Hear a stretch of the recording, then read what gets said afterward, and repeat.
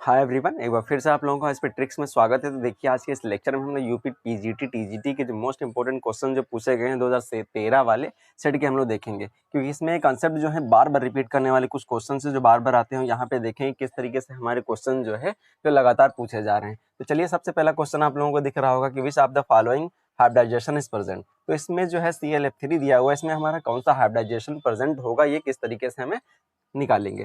तो चलिए सबसे पहले हम जान लेते हैं कि हाइब्रिडाइजेशन निकालते किस तरीके से। देखिए यहाँ पे ClF3 दिया हुआ है, तो हमें पता है सिंपल सा अगर हम लोग फॉर्मूला देखा हाइब्रिडाइजेशन का तो क्या होता है हमारा valential electrons plus monovalent atom minus cation plus anion divided by 2। तो देखिए यहाँ पे किस तरीके से हम कंफर्म करें, ये V क्या है हमारा, M क्या है, ये C क्या है प्लस A क्या है। तो देखिए यहाँ पे जो हमारे वैलेंस सेल इलेक्ट्रॉन्स होते हैं, जैसे कि फॉर एग्जांपल हमारा Cl है, तो हम जानते हैं जितने भी हेलाइट्स होते हैं तो सबके वैलेंस सेल में हमें पता है कि 2, 5 दैट इज ये 7 क्या होते हैं वैलेंस सेल में इलेक्ट्रॉन्स होते हैं। तो हमें पता है यहाँ से अगर इनके वैलेंस सेल में 7 इलेक्ट्रॉन्स होते हैं तो इसका मतलब इसे यही क्या हो जाएगी, V की वैल्यू हो जाएगी यहाँ से। अब देखिए हैलाइड आप लोगों को सारे पता होगा, फ्लोरो, क्लोरो, ब्रोमो, आयोडो और एस्टेटीन। अब देखिए हमें पता है पूरी की पूरी हैलाइड सीरीज में हम लोग जानते हैं कि सबके वैलेंस सेल में इलेक्ट्रॉन्स कितने होते हैं, 7 होते हैं। ठीक है, तो V की वैल्यू हमें मिल चुकी है। अब देखिए यहाँ पे फ्लोरीन क्या हमेशा सिंगल बॉन्ड बनाता है, बिल्कुल। तो यहीं पे हो जाएगी M की वैल्यू कितनी हो जाएगी मेरे पास, तो M की वैल्यू यहाँ पे 3 फ्लोरीन जुड़े हुए हैं तो हो जाएगी इसकी 3। तो देखिए क्या कोई चार्ज उस कोई दिया हुआ है, कोई भी चार्ज नहीं दिया हुआ, ना नेगेटिव ना पॉजिटिव। अगर नेगेटिव दिया होता तो वो ऐड कर देते, अगर वो पॉजिटिव चार्ज दिया होता तो उतना सब्ट्रैक्ट कर देते, उतना घटा देते। तो चलिए यहाँ पे यही चीज हम लोग कर लेते हैं। सबसे पहले वैल्यू रख देते हैं हाइब्रिडाइजेशन के फॉर्मूले में। तो देखिए 7 + 3 डिवाइडेड बाई 2 इक्वल टू कितना, 7 3 5, 5 डिवाइडेड बाई 2 कितना हो जाएगा, ये 10 का 5। ठीक है, 7 3 10, 10 को 2 से डिवाइड करेंगे हमारा 5 आ जाएगा। अब देखिए जो 5 आया है यहाँ पे, ठीक है, अब देखिए इसमें बॉन्ड पेयर कितने हैं और लोन पेयर कितने हैं, ये भी क्वेश्चन यहाँ से बनता है। अब देखिए इसमें बॉन्ड पेयर कैसे देखें, तो देखिए कितने हमारे यहाँ से लग रहा है कि जो है फ्लोरीन Cl से जुड़े हैं। तो दिख रहा है यहाँ पे 3 फ्लोरीन जो है Cl से जुड़े हुए हैं। तो जितने दिख रहे हैं जुड़े हुए वही हमारे क्या हो जाएंगे, बॉन्ड पेयर। तो बॉन्ड पेयर का यहाँ पे जो नंबर है हमारे पास 3 हो जाएगा। अब 5 टोटल आया है हाइब्रिडाइजेशन, संकरण 5 आया है, तो यहाँ से देखिए क्या रहा, बाकी क्या बचा होगा, वो LP बचा होगा, दैट इज लोन पेयर। तो हमारे पास 2 लोन पेयर आ चुके हैं और 3 बॉन्ड पेयर आ चुके हैं। अब देखिए इसका स्ट्रक्चर किस तरीके से हम लोग ड्रा करें। अब अगर हम लोग देखें कि यहाँ पे स्ट्रक्चर ड्रा करते टाइम हमें ये याद रखना चाहिए, एक हमारा ऑक्टाहेड्रल का केस आता है और तीसरा एक हमारा दूसरा जो है पेंटागोनल बाई पिरामिडल। इसमें हमें पता होना चाहिए कि लोन पेयर की पोजीशन कहाँ रखना है। तो हमें पता है इनके केस में केवल लोन पेयर एक्सियल पोजीशन पे रखते हैं और बाकी सब के केस में लोन पेयर को इक्वाटोरियल पे ही पहले रखना है। तो देखिए अगर 5 आया है हाइब्रिडाइजेशन हमारा, तो इसका मतलब क्या है, तो इसकी ज्योमेट्री क्या होना चाहिए, 5 है, 1 2 3 4 5 टोटल, मतलब क्या हुआ, ये हमारी बन जाएगी TBP means trigonal bi pyramidal. तो इसका मतलब क्या हुआ, यहाँ पे हमारा एक जो होगा ये हमारा है Cl हो जाएगा, बाकी 3 फ्लोर हो जाएंगे। अब देखिए किस जगह पे किसको रखा जाए, ये पॉइंट है। अब देखिए ये वाली जो होती हैं ये हमारी एक्सियल पोजीशंस होती हैं, बाकी ये वाली जितनी भी हैं वो हमारी इक्वाटोरियल पोजीशन। मतलब क्या हुआ, कोई हमारा प्लेन दिया है, इस प्लेन से अगर हम सीधी सीधी एक लाइन परपेंडिकुलर ड्रा कर दें दैट इज द एक्सियल, और बाकी जो बचती हैं पोजीशंस वो इक्वाटोरियल हो जाती हैं। तो चलिए इसको इसी तरीके से हम सॉल्व कर लेते हैं। देखिए लोन पेयर की पोजीशन को किस तरीके से रखा जाए। तो देखिए यहाँ पे हम क्या करें, हमारा एक Cl है, Cl से जुड़े हुए 3 फ्लोरो। अब देखिए हमें पता है, अभी मैंने बताया कि ऑक्टाहेड्रल पेंटागोनल बाइपिरामिडल के केस में केवल एक्सियल पे लोन पेयर सबसे पहले रखना है, बाकी सब जगह इक्वाटोरियल पे। अब देखिए हमारे पास इक्वाटोरियल पोजीशन कितनी है, 3 दिख रही होंगी आप लोगों को। देखिए एक ये वाली, एक ये वाली, एक ये वाली, तो ये इक्वाटोरियल पोजीशन है। तो हमारे पास लोन पेयर का नंबर कितना आया है, टोटल हाइब्रिडाइजेशन में 5 आया है, तो इसमें 3 BP हैं, 2 LP हैं। जब 2 LP हैं, अगर एक होता तो LP यहाँ रख देते, ठीक है, अगर एक होता तो सिंगल था, जहाँ पे सिंगल बॉन्ड अकेला है वहीं पे रख देते, या अगर हमारे पास 2 लोन पेयर आते हैं तो सीधे सीधे जिधर 2 बॉन्ड्स होते हैं उधर रख देते। दैट इज लोन पेयर की पोजीशन ये हो जाएगी इक्वाटोरियल पे, क्योंकि यही 3 बची है इक्वाटोरियल की साइड। तो इक्वाटोरियल हमारा जब ये है तो या तो यहाँ रखना है या तो यहाँ रखना है, ठीक है। तो इसका मतलब एक्सियल पे हमारा ये फ्लोरो से हो जाएगा, ये फ्लोरो और बाकी एक इधर फ्लोरो। अब देखिए हम एक्चुअल शेप कैसे देखते हैं, लोन पेयर को हटा के। जब लोन पेयर हटा देंगे तो आप लोगों को दिख रहा होगा कि ये कुछ T शेप बन रहा होगा। ठीक है। ये आप लोगों को कुछ टी शेप बन रहा होगा, कैसे, ये कुछ ऐसा दिख रहा है, इस वजह से इसका शेप कैसा आ जाता है, टी शेप। और हाइब्रिडाइजेशन क्या दिख रहा था हमारा, sp3d, that is the first B वाला हमारा आंसर हो जाएगा इसका। आप लोगों को नेक्स्ट क्वेश्चन दिख रहा होगा, haemoglobin is a complex of. तो हीमोग्लोबिन किसका कॉम्प्लेक्स होता है, तो आप लोगों को पता होना चाहिए जो हीमोग्लोबिन जो होता है, पोरफायरिन रिंग जो होती है, जब पोरफायरिन रिंग हाँ आयरन से जुड़ जाती है, ठीक है, तो हमारा बनाता है मेटलोपोरफायरिन। जब मेटलोपोरफायरिन ये जो होता है, इसका कलर रेड प्रेजेंट होता है, किस वजह से, हीमोग्लोबिन की वजह से। तो हमें पता है कि हीमोग्लोबिन में चार जो है पोरफायरिन रिंग्स होती हैं, यही पोरफायरिन रिंग्स जो होती हैं हीमोग्लोबिन को फॉर्म करती हैं, जिसके चारों ओर एक ग्लोबिन प्रोटीन लगी होती हैं, ठीक है। तो देखिए अब हीमोग्लोबिन में पूछ रहा है कि किसका एक कॉम्प्लेक्स है, तो हमें पता है कि आयरन का कॉम्प्लेक्स है। अब आयरन का कॉम्प्लेक्स है तो आयरन के जो है यहाँ पे 3 आंसर्स दिए गए थे। अब देखिए हमें पता है कि हीमोग्लोबिन हो चाहे मायोग्लोबिन हो, दोनों में आयरन जो होता है Fe2+ में रहता है। अगर ये Fe2+ में है तो उसे हीमोग्लोबिन के नाम से मायोग्लोबिन, ठीक है, तब उसे बोल रहे हैं। लेकिन जब Fe3+ में जब पाया जाता है तो वो मेट हीमोग्लोबिन के रूप में पाया जाता है, तो क्या हो जाएगा, मेट हीमोग्लोबिन। अब देखिए दोनों को याद रखना है, एक तो हीमोग्लोबिन में +2 फॉर्म में रहता है, लेकिन मेट हीमोग्लोबिन में जो आयरन जो होता है वो +3 फॉर्म में रहता है। दोनों को आप लोगों को अच्छे से याद रखना है। अब देखिए ये जो होता है मेट हीमोग्लोबिन जो हमारे बॉडी में बनता है, लगभग 2% वो बनता है, ठीक है। क्योंकि अब देखिए आयरन +3 ऑक्सीडेशन में स्टेट में चला गया है, जब इसके साथ ऑक्सीजन बाइंड होगा आके तो क्या करता है, लो स्पिन में बाइंड होता है, इसका मतलब स्ट्रांगली बाइंड हो जाता है। जब ये स्ट्रांगली बाइंड हो जाता है तो इसका मतलब क्या हुआ, स्ट्रॉन्ग फील्ड लिगेंड की तरीके से वो होता लेकिन वीक ही फील्ड लिगेंड है, लेकिन स्ट्रांगली जब बाइंड हो जाता है तो इसका मतलब वो ऑक्सीजन को उतनी जल्दी रिलीज नहीं करता है। इसका मतलब क्या हुआ, तो हम लोग क्या करते हैं, ऑक्सीजनेशन रिएक्शन जो है इससे हम लोग नहीं करा सकते हैं। इसका मतलब क्या हुआ, इसको हमें कन्वर्ट करना पड़ेगा वापस, इसका मतलब बॉडी में हमारी प्रॉब्लम करेगा। फिर जब ऑक्सीजन को बाइंड तो कर लेगा, रिलीज नहीं करेगा तो भी दिक्कत है। तो क्या करेगा ये, इसमें हमारा प्रेजेंट होता है एंजाइम जिसे बोलते हैं NADH एंजाइम, ठीक है। ये क्या करता है, ठीक है, ये एक रिडक्टेज होता है जो क्या करता है, आयरन 3+ को वापस आयरन 2+ में रिड्यूस कर देता है, ठीक है। इस तरीके से मेट हीमोग्लोबिन हमारा ये टूटता रहता है हीमोग्लोबिन में, ठीक है। तो ये याद रखना। तो मेट हीमोग्लोबिन को हीमोग्लोबिन में कन्वर्ट करने वाला जो एंजाइम होता है NADH रिडक्टेज एंजाइम होता है, ठीक है। तो यहाँ पे हमारा करेक्ट आंसर हो जाएगा बी वाला, ठीक है, 2+ ऑक्सीडेशन स्टेट। अब चलिए हम लोग आगे देख लेते हैं। देखिए यहाँ पे कॉपर का दिया था, तो कॉपर किस में पाया जाता है, तो ये हीमोसाइनिन जो होता है ब्लू ब्लड रिलेटेड प्रोटीन होती है, जिसे बोलते हैं क्या, हेमोसाइनिन, ठीक है। ये भी क्या करती है, जो इनवर्टिब्रेट्स होते हैं, मतलब जिनमें हड्डियां नहीं पाई जाती हैं, ये उनमें, ठीक है, ऑक्सीजन ट्रांसपोर्ट के काम करते हैं, ठीक है। ये देखिए नेक्स्ट क्वेश्चन हमारा कह रहा है effective atomic number of the chromium hexaamine, बाहर लगा हुआ था शायद क्लोराइड, ठीक है। तो 3 क्लोरो लगे होंगे क्योंकि इसका ऑक्सीडेशन या तो +2 या तो +3। तो चलिए देख लेते हैं कि इसका इफेक्टिव एटॉमिक नंबर हम लोग किस तरीके से कैलकुलेट करते हैं। ये भी बहुत ज्यादा रिपीट होता है क्वेश्चन, तो कभी इनके आयुपेक नेम पूछता है, तो कभी इफेक्टिव एटॉमिक नंबर पूछता है, कभी 18 इलेक्ट्रॉन रूल वगैरह पूछ लेता है। देखिए इफेक्टिव एटॉमिक नंबर का मतलब क्या है, मेटल के इलेक्ट्रॉन प्लस डोनेटेड, जितने लिगेंड डोनेट कर रहा है वो इलेक्ट्रॉन, और उसकी जो ऑक्सीडेशन स्टेट है वो इलेक्ट्रॉन को अगर हम सब्ट्रैक्ट कर देते हैं तो हमारा आ जाता है इफेक्टिव एटॉमिक नंबर, ठीक है। या वो तो किसी नोबेल गैस के पास में वो इलेक्ट्रॉन्स हो सकते हैं, तो वो बहुत ज़्यादा स्टेबल होता है। तो देख लेते हैं यहाँ पे क्रोमियम, हमें पता है क्रोमियम का एटॉमिक नंबर होता है 24, ठीक है। अगर क्रोमियम का हो गया हमारे पास 24 तो प्लस, अब देखिए हमें पता है नाइट्रोजन जो है, नाइट्रोजन के ऊपर होता है एक लोन पेयर ऑफ इलेक्ट्रॉन, ये दोनों के दोनों इलेक्ट्रॉन जो है ये आसानी से डोनेट कर देता है किसको, क्रोमियम को। इस तरीके से ये जो होता है लिगेंड, ये 2 इलेक्ट्रॉन्स को डोनेट करता है। तो देखिए यहाँ पे हमारे पास 24 + 2 × 6।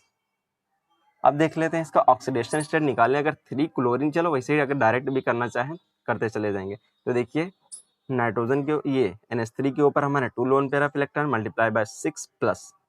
अब देखिए एक क्लोरीन के ऊपर एक माइनस होता है, तो -1 इंटू कितने क्लोरीन है, 3। ओवरऑल कोई चार्ज नहीं दिख रहा है तो क्या कर देंगे, 0 कर देंगे। तो देखिए 24 + 12 - 3। अब देखिए 24 12 36 में से 3 घटाएंगे 33, ये हो जाएगा हमारा इफेक्टिव एटॉमिक नंबर। तो हमारा करेक्ट ऑप्शन हो जाएगा सी वाला। अब चलिए इसी के साथ इसका आयुपेक नेम भी देख लेते हैं किस तरीके से करेंगे। देखिए, तो सबसे पहले हमें पता है कि जितने लिगेंड्स होते हैं लिगेंड पे अटैक करेंगे, सारे लिगेंड्स के नाम वो भी अल्फाबेटिकली लिखते हैं। अब देखिए अमीन है ये, तो देखिए क्या हो जाएगा, तो हेक्स, क्योंकि एच लगा है तो उसे हेक्स पढ़ते हैं, तो क्या हो जाएगा ये हेक्सा अमीन।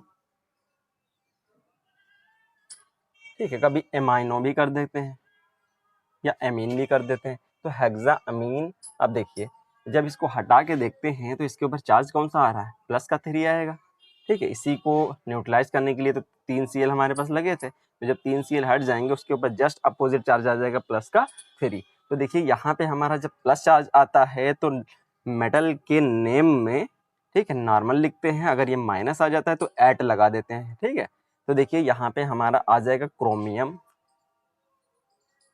क्रोमियम। ठीक है, उसके बाद हमारा लास्ट में देखिए इसके ब्रैकेट में हम लोग लिख देते हैं इसकी ऑक्सीडेशन स्टेट, निकाल लेते हैं यहाँ पे। देखिए क्रोमियम को X मान लेते हैं, NH3 न्यूट्रल होता है। अब देखिए ऊपर चार्ज कितना हुआ था हमारे पास -3, क्योंकि चलो क्लोरीन को लेकर कर लेते हैं, chlorine -1 multiplied by 3 overall charge कोई भी नहीं, तो X इक्वल टू यहाँ से आ जाता है प्लस का 3। तो ये लिख देते हैं हम लोग इसकी ऑक्सीडेशन स्टेट। लास्ट में जो लिगेंड होते हैं उनको बिना नंबर के लिखते हैं। 3 क्लोरीन है तो 3 ट्राई नहीं लिखेंगे, केवल क्लोराइड। ये हो जाएगा इसका आयुपेक नेम। चलिए, तो नेक्स्ट क्वेश्चन हमारा दिख रहा है कि correct order of the ionic radii of the ytterbium या लेंथेनम या यूरोपियम और लुटेशियम। तो देखिए यहाँ पे हमारे जो 4 आयंस दिए हुए हैं कौन कौन से, यटरबियम दिया हुआ है, लेंथेनम दिया हुआ है, यूरोपियम दिया हुआ है, ठीक है, और लुटेशियम दिया हुआ है। तो देखिए ये हमें दिख रहा है कि लेंथेनाइट सीरीज के एलिमेंट्स हैं। ठीक है, तो अब हमें पता है कि लेफ्ट टू राइट जाते हैं, जैसे जैसे लेफ्ट टू राइट जाने पे हमारा क्या होता है, साइज डिक्रीज करता है। ठीक है, क्योंकि सबकी रेडियस सेम है, सॉरी सबके ऊपर चार्ज जो है सेम होता है, क्योंकि सबसे स्टेबल इनकी ऑक्सीडेशन स्टेट जो होती है, मोस्ट स्टेबल ऑक्सीडेशन स्टेट जो इनकी होती है वो हमें पता है कि +3 होती है। ठीक है, केवल 2 को छोड़ के। अब देखिए यहाँ पे हमारा दिख रहा है कि लेफ्ट टू राइट जाते हैं तो साइज डिक्रीज करता है। अगर साइज डिक्रीज करता है इसका मतलब क्या हुआ कि ये क्या होंगे, सबसे लेफ्ट वाला जो होगा, मतलब जो इनमें सीरीज में सबसे लास्ट में आएगा वो सबसे छोटा होगा। ठीक है, और जो सबसे पहले आएगा वो सबसे बड़ा होगा। अब देखिए यहाँ पे हम लोग क्या करें, अगर हमें पूरा, ठीक है, 4F सीरीज अगर याद हो तो हमें पता है, देखिए कैसे है, लॉरेंशियम सियरे, प्रसाद, नंदू पमार, स्वामी यूरोप के गधे थे। दोनों हॉलैंड इजराइल से तांबा ये लूटा करते थे। अब देखिए जो इसमें सबसे लास्ट में आ रहा है बस वही सीक्वेंस करते चले जाना। सबसे पहले यटर, देखिए सबसे पहले इसमें क्या आ रहा है, तो लेंथेनम, तो सबसे पहले हो जाएगा सबसे बड़ा लेंथेनम। उसके बाद इसमें क्या आ रहा है देखते चलिए, यूरोपियम नहीं है, यूरोपियम इसके बाद आ रहा है, तो इसके बाद आ जाएगा यूरोपियम 3+। ठीक है, उसके बाद देखते हैं हमारा कौन पड़ रहा है, यटरबियम आ रहा है, तो इसके बाद आ जाएगा यटरबियम 3+। ठीक है, उसके बाद हमारा आ रहा है लुटेशियम, तो सबसे लास्ट में आ जाएगा लुटेशियम 3+। अब देखिए एक चीज़ और, अगर हमारा यहाँ पे दे देता कि मेटल जो है यही मेटल दे देता कोई, जैसे कि लेंथेनम दे दिया, ठीक है, उसके बाद चलो लेंथेनम जनरल मान लेते हैं, यहाँ पे दे देता OH का होल थ्राई। अब पूछ लेता इसमें बेसिक स्ट्रेंथ का ऑर्डर, तो हमें पता लेफ्ट टू राइट जाने पर क्या होता है, साइज डिक्रीज करता है। ठीक है, तो जैसे जैसे मेटल का साइज डिक्रीज करता है तो ये बॉन्ड छोटा होता जाता है। ठीक है, जब ये बॉन्ड छोटा होता जाता है तो ये बॉन्ड लंबा होता जाएगा। ठीक है, तो होगा क्या, तो देखिए जब ये बॉन्ड छोटा होता जा रहा है तो बेसिक स्ट्रेंथ, क्योंकि OH माइनस तो इतनी जल्दी रिलीज नहीं होंगे फिर, तो इसका मतलब क्या है, लेफ्ट टू राइट जाने पे बेसिक स्ट्रेंथ क्या होगी, फिर डिक्रीज करती जाती है। इसका मतलब जो इतने लेफ्ट वाले होते हैं सबसे ज्यादा बेसिक होते हैं। ठीक है, अब देखिए ये बॉन्ड जब छोटा होता गया ये बॉन्ड लंबा होता गया, इसका मतलब H+ का निकलना इजी हो जाता है। इसका मतलब जितना हम लोग राइट जाते हैं तो एसिडिटी उतनी ज्यादा क्या होती है, इंक्रीज करती जाएगी। ठीक है, इस तरीके से नेक्स्ट क्वेश्चन भी आप लोग कर सकते हैं। उसके बाद दिख रहा होगा प्लास्टर ऑफ पेरिस। अब देखिए प्लास्टर ऑफ पेरिस को मैं एक शॉर्ट ट्रिक में याद कराया हूँ, प्लास्टर ऑफ पेरिस। ठीक है, तो हमें याद क्या रखना है, देखिए कैल्शियम सल्फेट डाईहाइड्रेट, और एक होता है कैल्शियम सल्फेट हेमीहाइड्रेट। ठीक है, इन्हीं दोनों में कंफ्यूजन रहता है। देखिए, एक को बोलते हैं जिप्सम, दूसरे को बोलते हैं प्लास्टर ऑफ पेरिस। तो देखिए ये क्या है हमारा, इसे जिप्सम बोलते हैं, ऊपर वाले को बोलते हैं जिप्सम। ठीक है, इसे बोलते हैं क्या, प्लास्टर ऑफ पेरिस। तो कैसे याद रखना, प्लास्टर हाफ पेरिस, आपको क्या याद रखना है, हाफ। तो इसका मतलब हाफ किस में होता है, ठीक है, तो हाफ हेमीहाइड्रेट वाले में जो होता है वो हाफ होता है, वही ऑफ पेरिस। तो प्लास्टर ऑफ पेरिस का फार्मूला हो जाएगा कैल्शियम सल्फेट, ठीक है, हेमीहाइड्रेट। अब देखिए इसे जब हाफ होता है तो उसे हेमी पढ़ते हैं, क्योंकि हम लोग जिस तरीके से हमें याद है, देखिए जिसे स्फेयर पढ़ते हैं तो स्फेयर का जो, ठीक है, मान लेते हैं स्फेयर है। अब देखिए स्फेयर का जो वॉल्यूम होता है 4/3πr³, उसी तरीके से हम लोग हेमी स्फेयर पढ़ते हैं। हेमी क्यों, क्योंकि जब इसको आधा कर देते हैं, तो 4/3 को आधा कर दिया जाए, that is called hemisphere, that is 2/3πr³। तो उसी तरीके से ये हाफ जब भी आता है, हाफ किया जाता है, तो उसे हम लोग हेमी पढ़ते हैं। ठीक है, जैसे मोनो, डाई, ट्राई, टेट्रा, पेंटा, हेक्सा, ठीक है, उसी तरीके से होमो, इसे क्या पढ़ते हैं, हेमी। अब देखिए यहाँ पे कुछ और ऑप्शन को हम लोग डिस्कस कर लेते हैं, जैसे कि कैल्शियम सल्फेट हाफ हाइड्रेट, ये तो हमारा हो गया। ठीक है, प्लास्टर ऑफ पेरिस, ये हमारा क्या हो गया, जिप्सम हो गया। अब देखिए यहाँ पे जो आया है सोडियम बाइकार्बोनेट, तो सोडियम बाइकार्बोनेट को हम लोग किस नाम से जानते हैं, ये हमारा जो होता है खाने वाला सोडा होता है, जिसे बेकिंग सोडा के नाम से भी जानते हैं। देखिए इसे कैसे याद रखना है, देखिए तो खाते टाइम हम लोग क्या करते जाते हैं, हाई बाई करते जाते हैं। ठीक है, कुछ भी खा, जब कहीं पार्टी में जाते हैं तो क्या करना होता है, हाई बाई करते हुए जाते हैं। तो इसी तरीके इसको याद रखना है कि बाई, जब बाई लग जाता है तो हमारा क्या कहलाता है, बेकिंग सोडा, दैट इज खाने वाला सोडा। और उसी तरीके से एक होता है हमारा कपड़े धोने वाला सोडा, दैट इज, ये हो जाएगा Na2CO3.10H2O। ठीक है, सोडियम कार्बोनेट डेकाहाइड्रेट, तो हमें पता है, देखिए CO3 जब होता है 2- से क्या पढ़ते हैं हम लोग, कार्बोनेट के नाम से जानते हैं। लेकिन जब कभी भी H आ जाता है तो उसे हम लोग नाम क्या देते हैं, बाइकार्बोनेट के नाम से जानते हैं। ठीक है, तो देखिए यहाँ पे क्या हो जाता है, ये हमारा क्या है, कपड़े धोने वाला सोडा, दैट इज ये वॉशिंग सोडा हो जाता है। ये हमारा खाने वाला soda, that is bicarbonate. Hope ये क्वेश्चन आप लोगों के क्लियर हो गए होंगे। अगर आप लोगों को वीडियो अच्छा लग रहा है तो इसे आप लोग लाइक, शेयर, सब्सक्राइब करना ना भूलें। अब देखिए नेक्स्ट क्वेश्चन हमारा दिख रहा है कि removal of the carbon particles from the air is based on. तो जो एयर में कार्बन पार्टिकल्स होते हैं, ठीक है, एयर में जो हमारे कार्बन पार्टिकल्स होते हैं उसको हम लोग किस तरीके से रिमूव करते हैं, देखिए उसका जो प्रोसेस होता है इसे हम लोग इलेक्ट्रोफोरेसिस के नाम से जानते हैं। ये शायद वर्ड आप लोग सुने होंगे। अब देखिए इलेक्ट्रो का मतलब क्या होता है, इलेक्ट्रिसिटी, इलेक्ट्रिसिटी को अप्लाई करते हैं जो आयंस या मॉलिक्यूल्स होते हैं। ठीक है, आयंस या मॉलिक्यूल्स होते हैं, तो हम लोग इलेक्ट्रिसिटी अप्लाई करके इनको जो है या तो कैथोड की ओर अट्रैक्ट करा लेते हैं या तो एनोड की ओर अट्रैक्ट करा लेते हैं। तो इस प्रोसेस में जो रिमूवल होता है वो कार्बन पार्टिकल्स का किया जाता है। इसी के और भी एग्जांपल हमारे पास हैं, जैसे कि डीएनए का सेपरेशन, आरएनए का सेपरेशन, ठीक है, प्रोटीन्स का सेपरेशन। तो प्रोटीन्स में भी आप लोग ये वर्ड सुने होंगे, जब प्रोटीन्स अमाइनो एसिड वगैरह पढ़े होंगे, अमाइनो एसिड्स वगैरह, उनका भी सेपरेशन करते हैं। तो किसका यूज करते हैं हम लोग, इलेक्ट्रोफोरेसिस टेक्निक अप्लाई करते हैं। ठीक है, तो देखिए इनके ऊपर कितना चार्ज है, उस बेसिस पे इनको जो हम लोग आसानी से इलेक्ट्रोफोरेसिस की हेल्प से सेपरेट कर सकते हैं। अब देखिए आयुपेक नेम इसका करना है, देखिए तो देखिए अभी जैसे मैंने बताया था आयुपेक कैसे करेंगे। तो सबसे पहले हमें क्या करना है, लिगेंड पे अटैक मारना है। तो लिगेंड हमारा एक तो क्लोरो है, एक तो नाइट्रो है, तीसरा क्या है हमारा, एथिलीन डाइएमीन है। अब देखिए इसको किस तरीके से किया जाए, तो देखिए हमें अल्फाबेटिकली करना होगा। तो Cl है, तो Cl को हम लिखते हैं C से। उसी तरीके से हमारा क्या हो जाएगा,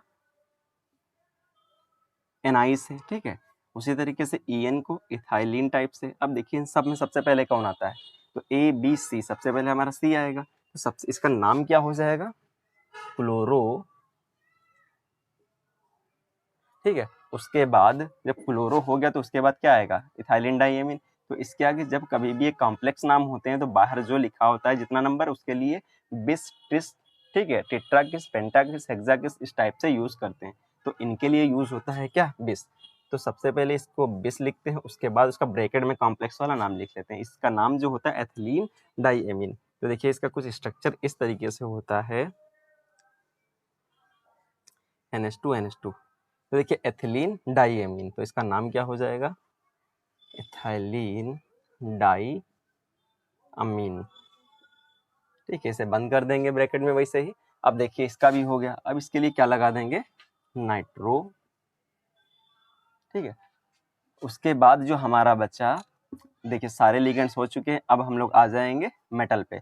अब देखिए मेटल का नाम लिखने से पहले हमें क्या करना, बाहर के लिगेंड को हटा के इसका चार्ज देखना। जो Cl माइनस में हटेगा इसके ऊपर चार्ज आ जाएगा प्लस का। जब प्लस का आ जाता है तो नॉर्मल वाला नाम इसका लिखते हैं, अगर माइनस आता है तो हम लोग क्या करते हैं, एट लगा देते हैं उसके नाम में।